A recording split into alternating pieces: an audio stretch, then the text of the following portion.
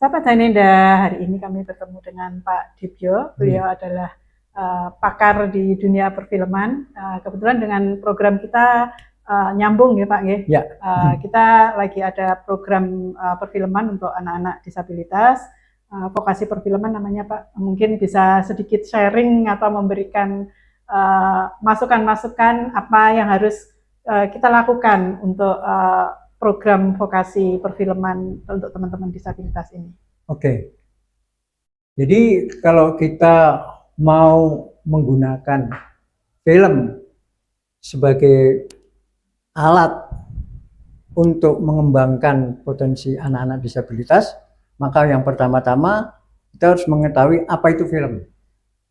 Yang kedua, kita harus mengetahui siapa penggunanya. Penggunanya kan disabilitas, ya kan? Nah, kalau begitu kita harus matchkan. Nah, film itu apa? Kan gitu persoalannya. Kalau dulu orang mengatakan film itu cuma bahan seperti plastik ya, seluloid itu film. Sekarang film itu bukan sekedar itu, tapi film itu mengandung pengertian asasi.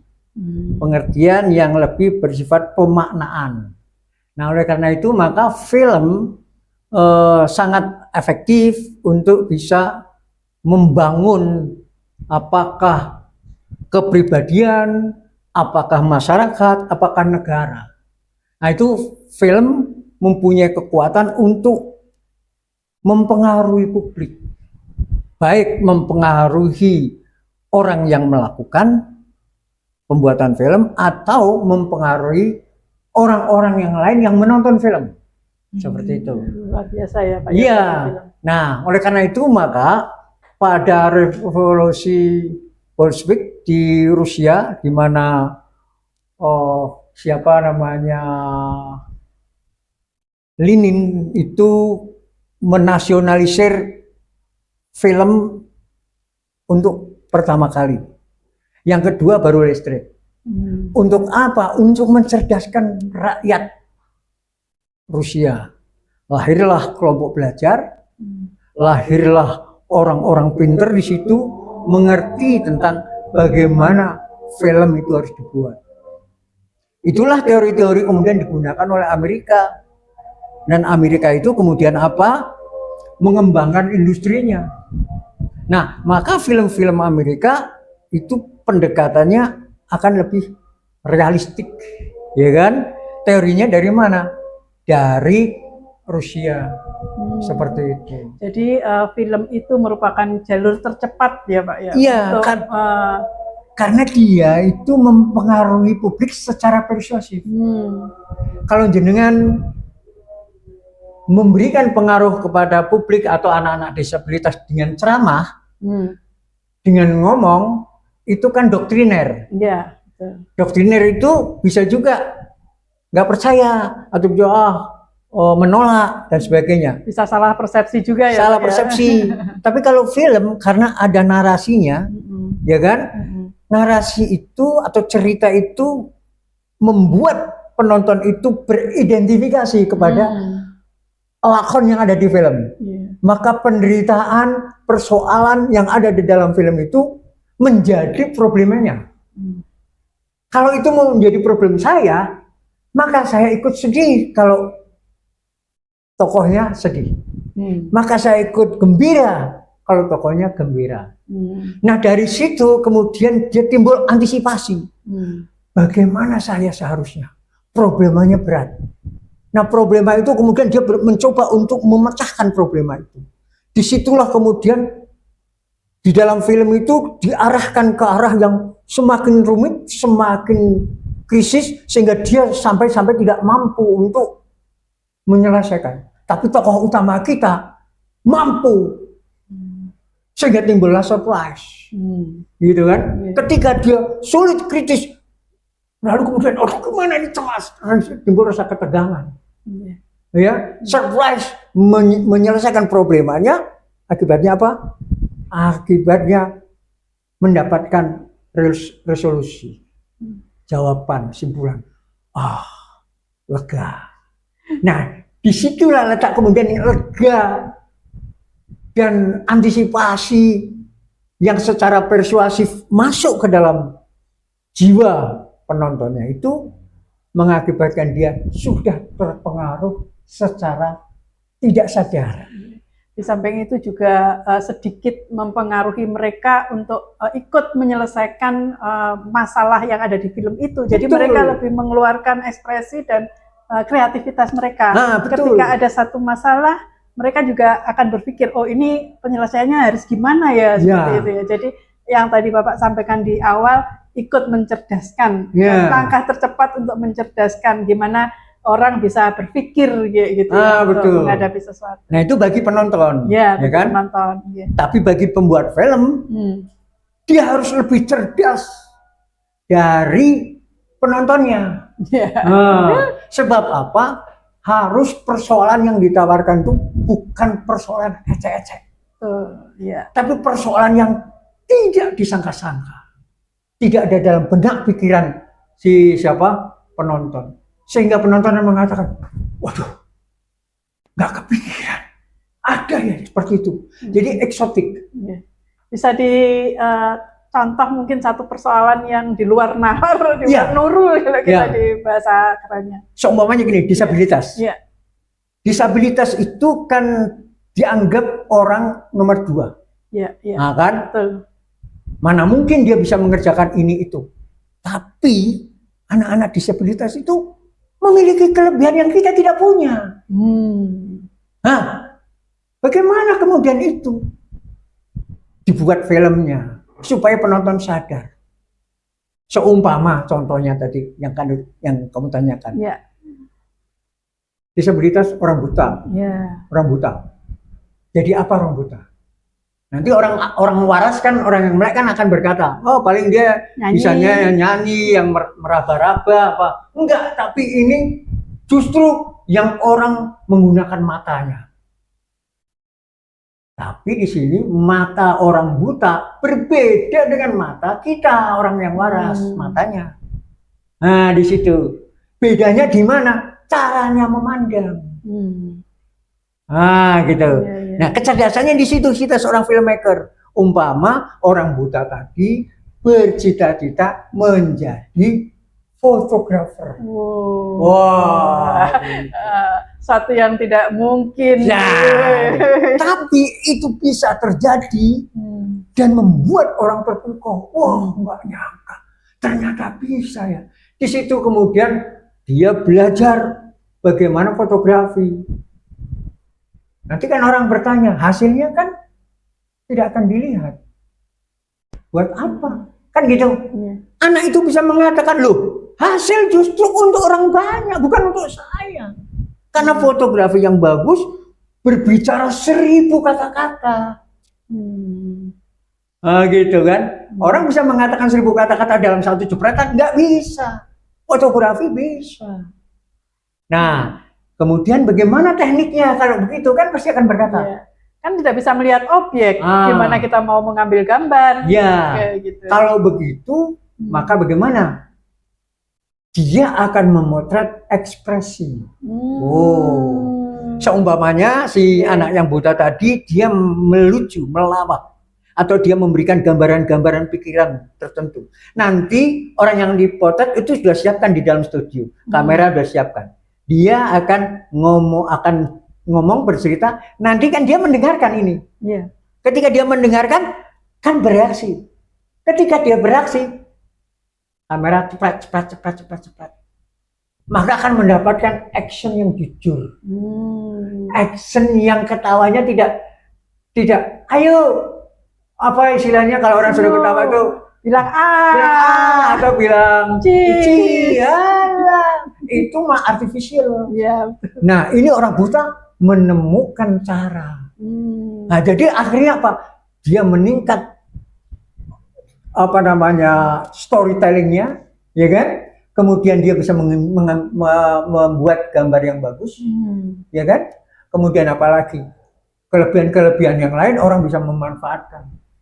Nah, jadi kalau begitu, nah dibuka foto studio, kalau orang mau foto dengan ekspresi yang jujur, yang indah, menarik, dan memikat, fotolah ke tempat anak yang disabilitas buta tadi.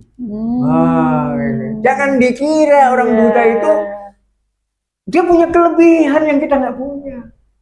Jadi dia itu bisa melihat dengan hatinya ya. Dengan hatinya dan dengan rasa yang kita barangkali tidak bisa menembus. Karena kita tidak terlatih, karena kita bisa melihat dengan mata telanjang. Dia dengan hati, dengan rasa. Disitulah hidup, manusia hidupnya di situ. Kita bisa menemukan makna dari dia. Contoh dari dia, bukan sekedar fotografinya, itu hanya alat. Tapi bagaimana kita menghargai orang. Ya kan? Bagaimana kemudian kita itu mengerti caranya berpikir. Bisa dilakukan dengan orang yang tuli juga, umpama. Orang yang tuli itu kita anggap dia budak. Tapi dia pasti punya kelebihan. Ya kan? Nah, apa itu? Dicari. Kita sebagai filmmaker harus cerdas untuk menemukan itu.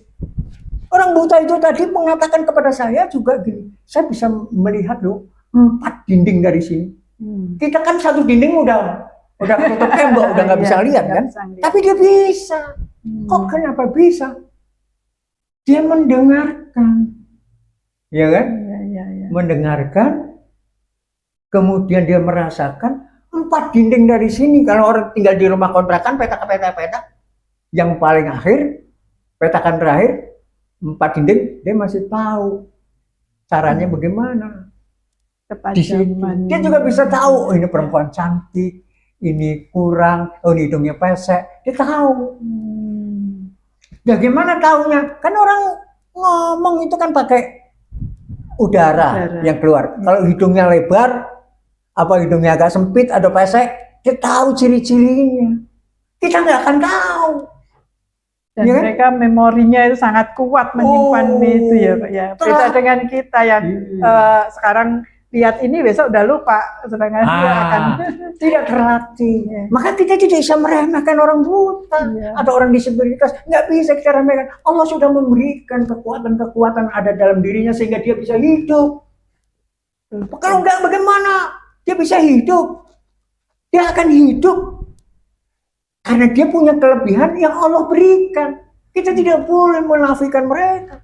Kan gitu. Nah, panjenengan punya yayasan disabilitas, itu pelajari.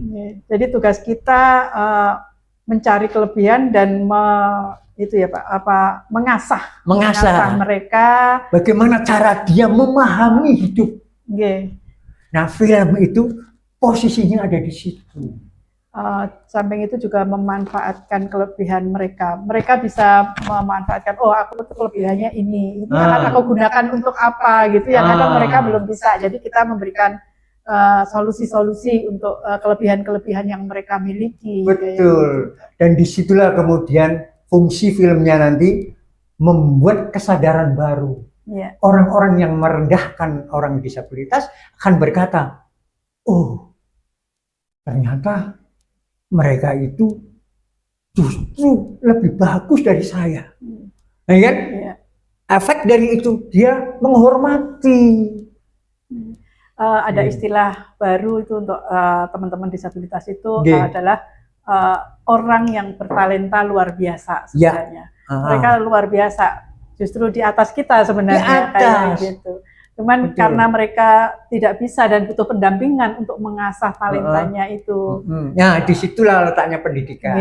Jadi mendidik orang disabilitas tidak sama dengan mendidik seperti kita yang tidak disabilitas.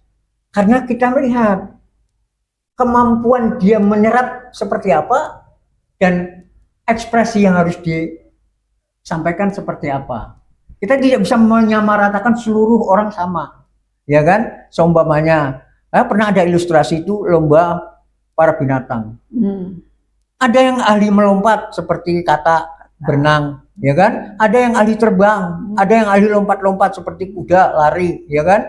Ada yang ahlinya umpama katakanlah memanjat. Ya. Kalau kita itu mengajar mereka dengan cara kata berenang lah, yang ahlinya memanjat seperti monyet gimana? Nggak akan mampu kan? sama kalau kita ajar dengan cara monyet yang untuk memanjat lah, nanti kata gimana? Nah, jadi manusia juga begitu. Ada yang ahlinya itu bercerita, ada ahlinya itu eksak, fisika, ya kimia. Ada ahlinya seni. Jadi lembaga kebenaran itu ada 4. Kebenaran ilmu pengetahuan, kebenaran seni, kebenaran filsafat, dan kebenaran agama. Ini semua memiliki kecerdasannya masing-masing. Seperti itu. Disitulah teropong kamu yang memiliki yayasan disabilitas untuk bisa melihat bakat-bakat mereka. Dia itu bakatnya di dalam apa? Kebenaran apa? Dikelompokkan dulu dia. Oh, dia keagamaan atau dia ilmu pengetahuan. Nah, nanti kalau ilmu pengetahuan dirinci lagi pengetahuan apa. Kalau dia seni yang bagaimana? Kayak macam saya, seni pertunjukan dramatik. Kalau saya suruh melukis, saya nggak bisa. Tapi kalau melukis gerak dengan cahaya, itu film. Saya bisa. Maka bagaimana komposisi diatur, cahaya dibuat, kemudian action harus bagaimana, acting itu harus bagaimana, ya kan? Itu saya. Itu seni. Tapi kalau orang yang ahlinya menari, suruh bercerita kayak saya nggak bisa. Dia hanya menari. Jangan kita suruh bolak-balik seperti binatang tadi, bolak-balik nggak mampu ya. Kan gitu kira-kira ya. Nah, ini pertanyaan terakhir nih Pak. Monggo. Menurut Bapak nih sebagai orang perfilman gitu kan. Apakah program perfilman ini nanti akan punya dampak yang seperti apa untuk teman-teman disabilitas menurut pandangan dari Bapak? Tadi ada 2 ya kan? 1 dia sebagai penonton, 2 dia sebagai pembuat.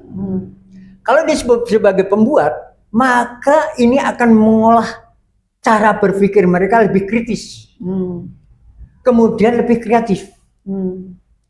Kritisnya di mana? Seumpamanya saja berbicara masalah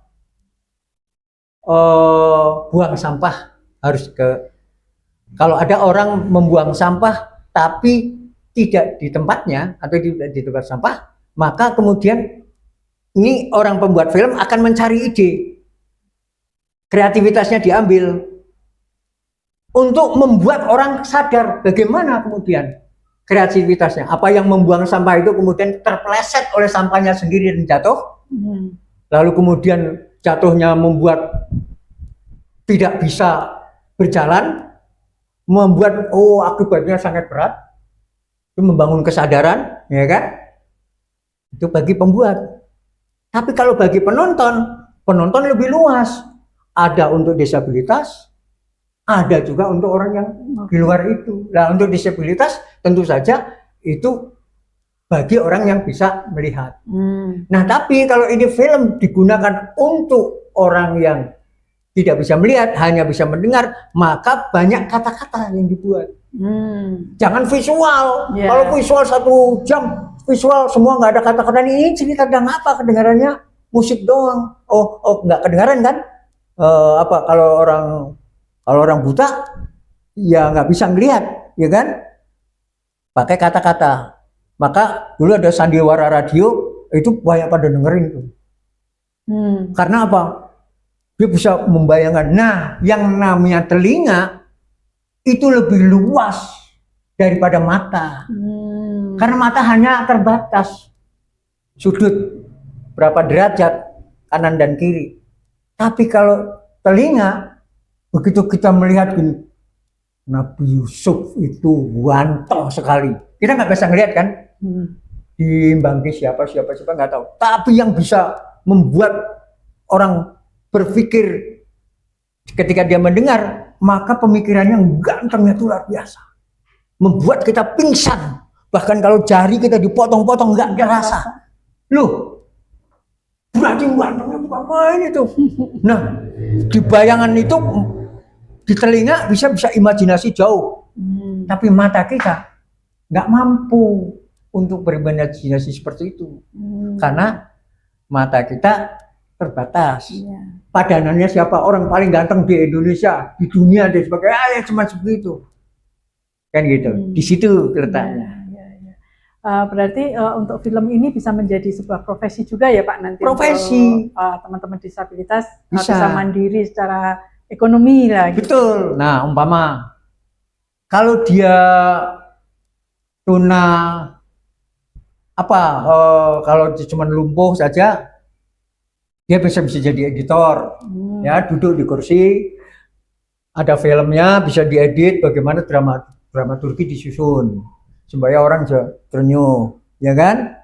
Tapi kalau dia itu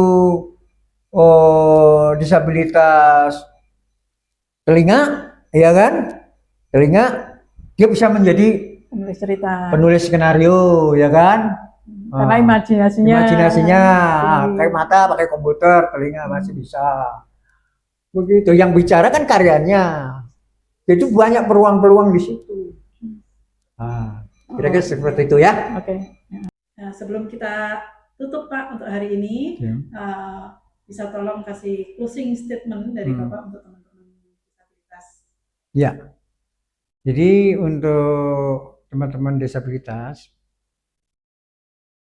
bisa menggunakan film untuk membangun kepercayaan diri kita, untuk meningkatkan personality kita, dan untuk membuat orang lain menghargai kita. Jadi film itu akan menyebar ke seluruh orang, bukan cuma 1-2 orang, tapi juga jutaan, bahkan di seluruh dunia bisa menonton. Nah, gitu. Manfaatkan film. Oke, terima kasih Pak Dibyo.